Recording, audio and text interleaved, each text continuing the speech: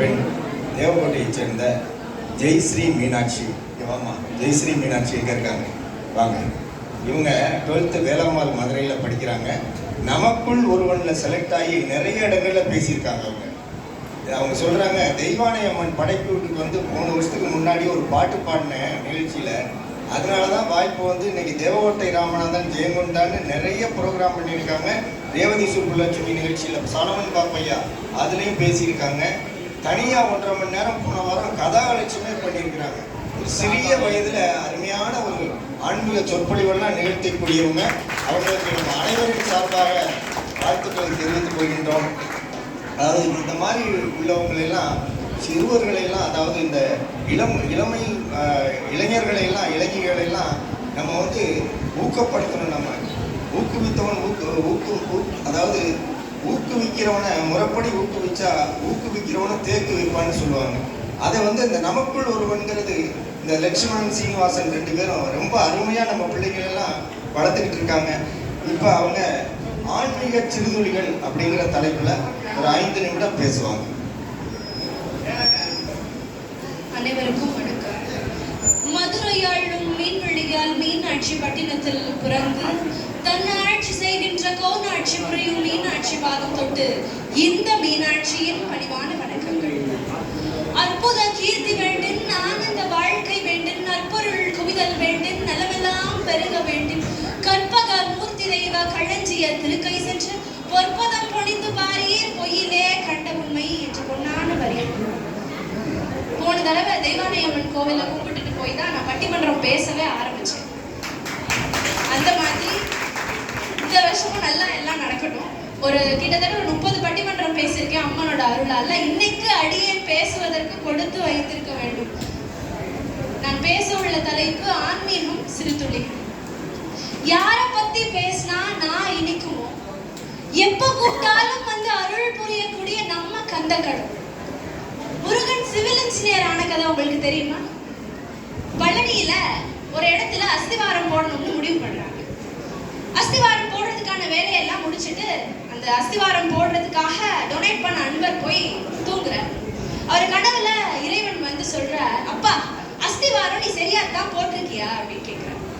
அவர் சொல்றாரு, ஐயா நல்ல கல்லு, நல்ல மண்ணு, நல்ல சிமெண்ட் வச்சு நல்லா தானே போட்டிருக்கேன், இன்னும் என்ன பண்ணணும் அப்படின்னு கேட்கிறார். அதுக்கு முருகப்பெருமான் சொல்றார், இல்லையேப்பா சத்த அடி தவறுதே அப்படிங்கிறார்.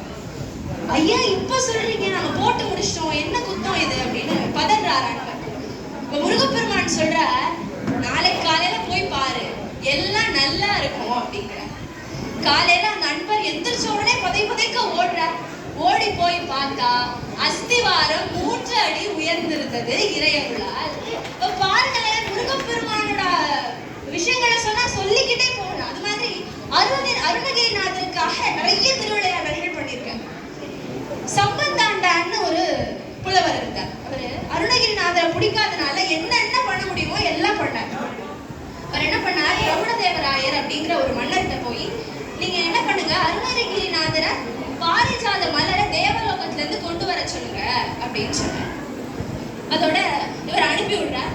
அப்ப அருணகிரிநாதர் என்ன நினைக்கிறார், நானா அப்படா இந்த உலகத்தோட தேவலோகத்துக்கு போக முடியாது, நான் வந்து என்னோட உயிரை கிளியோட வடிவத்துல செலுத்திட்டு நான் வந்து என்னோட உயிரை மட்டும் எடுத்துட்டு போறேன் அப்படின்னு சொல்றாரு. அந்த உடலை வந்து முருகப்பெருமானோட அடியில வச்சுட்டு கிளியோட உடல்ல உயிரை செலுத்திட்டு போறார். அவர் போயிட்டு வரதுக்குள்ள இந்த சம்பந்தாண்டான் என்ன பண்ணிடுறார், அவரோட உடலை தகனம் செஞ்சுட்டார். இவர் வந்து பார்க்கும் பொழுது பதறிட்டார், என்ன இது, உனக்காகவே உயிர், உனக்காகவே உடல் வச்சிருந்த உடல் முருகா இப்படி பண்ணிட்டாரே அவர். அதுக்கு முருகப்பெருமான் என்ன பண்ணாரா, அவருக்கு காட்சி கொடுத்து அவரோட ஐக்கியம் பண்ணிக்கிட்டார். உன்னோட உடல் எனக்கு முக்கியம் இல்லப்பா, உன்னோட உயிர் என்றுமே என்னை நினைத்து கொண்டிருக்கிறதே அதுவே எனக்கு போதும்னு சொல்லி தன்னோட ஐக்கியம் பண்ணிக்கிட்டார். அந்த மாதிரி நம்ம சிவபெருமான் வேற முருகன் வேறுன்னு எல்லாரும் நினைச்சிட்டு இருக்கோம். ஆனா நடேசன் வேறு முகேசன் வேறு அல்ல. நடேசனும் முகேசனும் ஒன்று இருக்கிறாங்க. எப்படின்னா ஒரு ஜோதி பிழம்பு இருக்கு.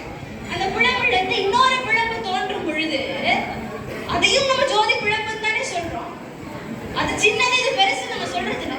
அப்ப நடேசன் வேறு முகேசன் வேறு எப்படி ஆகும்? நடேசனும் முகேசனும் ஒன்றுங்கிறாங்க. இந்த மாதிரி பெருமாள் எடுத்துக்கிட்டா திருக்கோஷ்டியூர் நம்பிக்குருன்னு ஒருத்தர் இருந்தார். ராமன்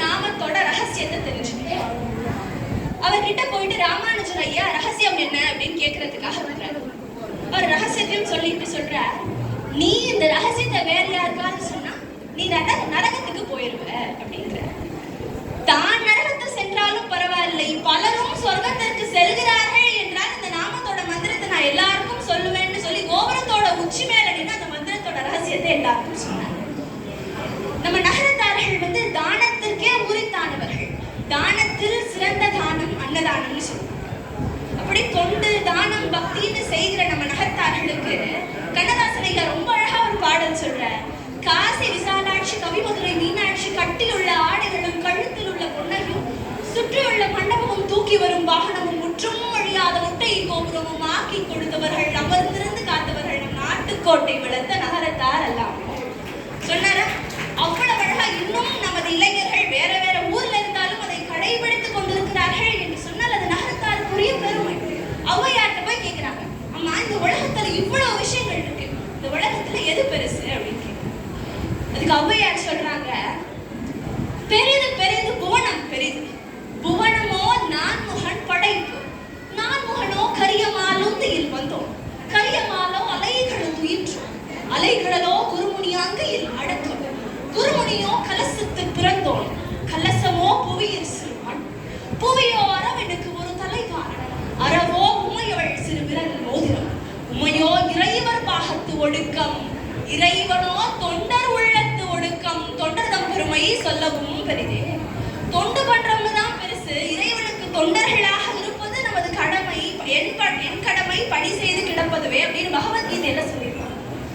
அப்படி ஆன்மீகம் அப்படின்னு எடுத்துக்கிட்டாலே பல கிளைகள் உண்டு, பல பிரிவுகள் உண்டு. அப்படியே பேசிக்கிட்டே